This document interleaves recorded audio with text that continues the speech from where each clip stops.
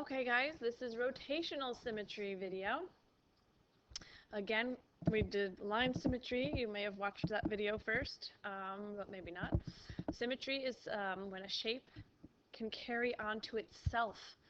So with line symmetry, carrying onto itself by a reflection, where we had like a fold line. Here, this is rotational symmetry, where it rotates, spins onto itself. Remember, with rotations before, like when we were talking about transformations, when you were going to rotate, it would be rotating around a point of rotation, and this shape would rotate and move to another spot. You end up again with two shapes that are congruent to each other when you're talking about just rotating the figure. This video is about rotational symmetry, so it's a little different. We're talking about a figure, one figure. You're not making another one. You're taking the one figure itself and seeing if it can rotate onto itself. Okay? So there's still going to be a center of rotation or a point of rotation. Rotational symmetry is when a figure if a figure has rotational symmetry, if and only if it can be mapped onto itself by rotation about a point through a number of degrees between 0 and 360, but not including 0 and not including 360.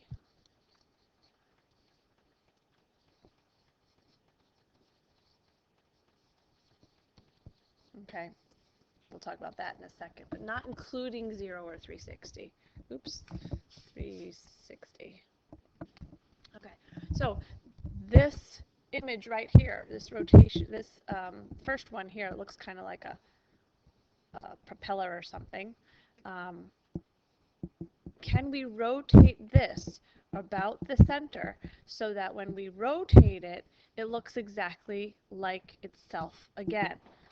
So if we took this figure and we rotated it this way so that this one rotates this way and lands up over here, this figure will look exactly the same as it did when we started. So this has rotational symmetry because when we rotate it 180 degrees, it will look exactly like it did when we started. This letter S, same thing.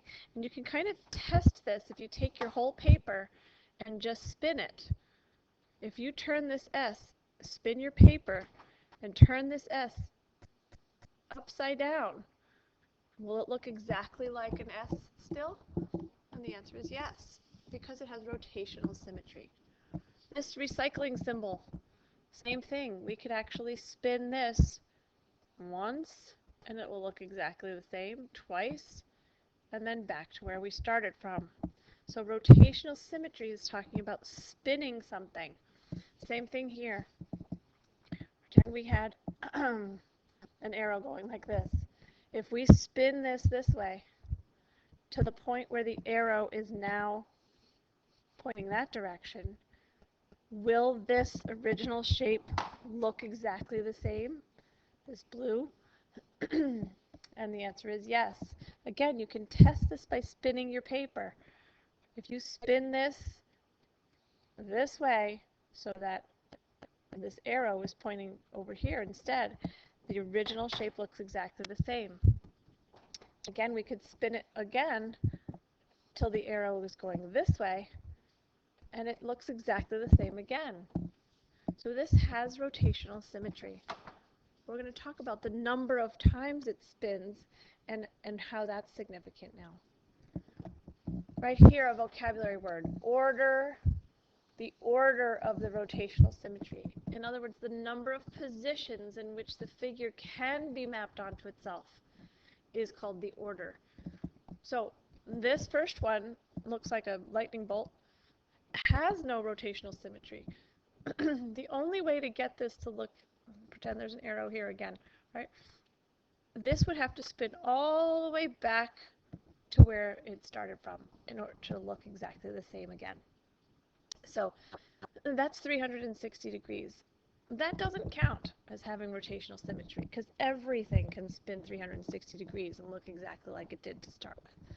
So that's why we don't include 360 degrees as having rotational symmetry. So this has no rotational symmetry. This one, and that's called order 1. You would have to spin it all the way around, one whole rotation, for it to be back onto itself. So it's considered no rotational symmetry, but if you had to give it an order, it would be called order 1. Okay, order 2 is if there's two positions that will hold the same, that will make the same shape. So if the S is here, let's put the arrow here, right? And we spin this around so that it rotates and the S is over here, it will look exactly the same as when it started. So that's two positions, upside down and then back the way it started. Upside down and then back the way it started. That's two positions, so that's an order of 2. Okay, so in other words, it takes 2 rotations for it to get back to where it started from. Here is an order of 3 because we're going to spin it once, that's one position, and then spin it to this position, that's twice, and then the third one would be back where it started, that's an order of 3. If you can sort of see this shape, it kind of looks like it has 3 points anyway. So sometimes you can look at a shape and it sort of tell the order just by looking at it. Like here, 1, 2, 3, 4. It has like 4 appendages like coming out here. So the order of 4, it starts here. The first rotation spin would put it here. The second spin would put it here. The third spin would put it here. And fourth is back where it started, so that's an order of 4. Okay?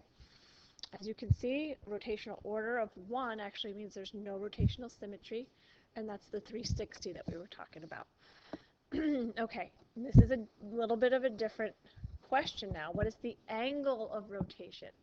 The angle of rotation, well, if it can spin 2 times around, in other words, if it has, if it has an order of 2, when we rotate it around on the first spin, we've gone 180-degree rotation.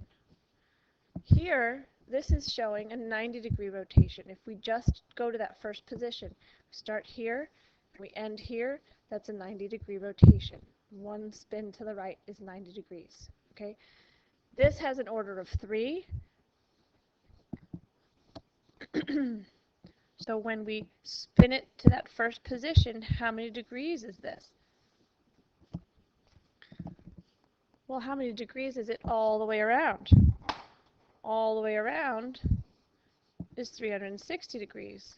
So if we break this into 3 equal parts, 1 spin, 2 spins, 3 spins, that means we're doing 360 divided into 3 equal parts.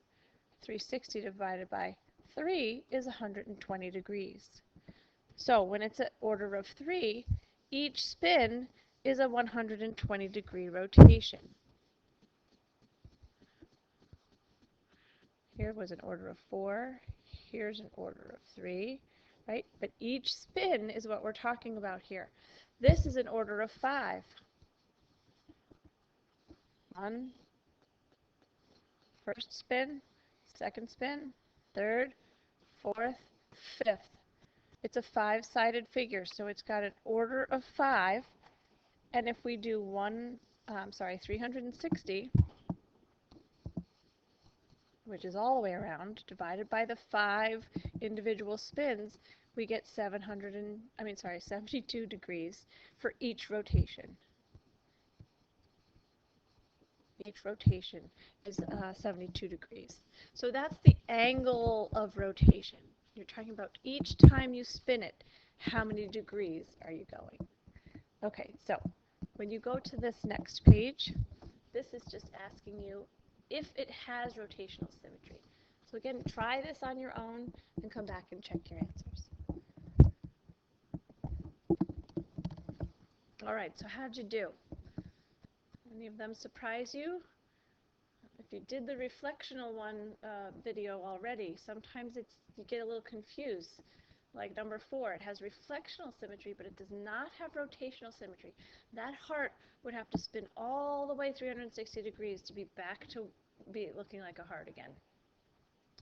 Okay, this bottom part for each of the figures, give the order of rotation, or say there's no rotational symmetry. Okay, try this and check your answers. Okay, again, how'd you do? See how you did there. All right, and this is the last one we're going to do together, and then you can finish the rest on your own. Notice on your sheet you have my handwriting in there. We'll do one together. The number of sides is 3, which gives the rotational order of 3. And then I ask you for the number of degrees, the angle of rotation. So if it's an order of 3, we're just going to do 360 degrees divided by 3, and that gives you 120. So each of these you should do on your own, and then check your answers. Okay, so check your answers quickly here. Again, it's just dividing 360 by the order of rotation. And I'm going to let you finish the rest of this on your own, and we will go over any questions you might have in class. Thanks.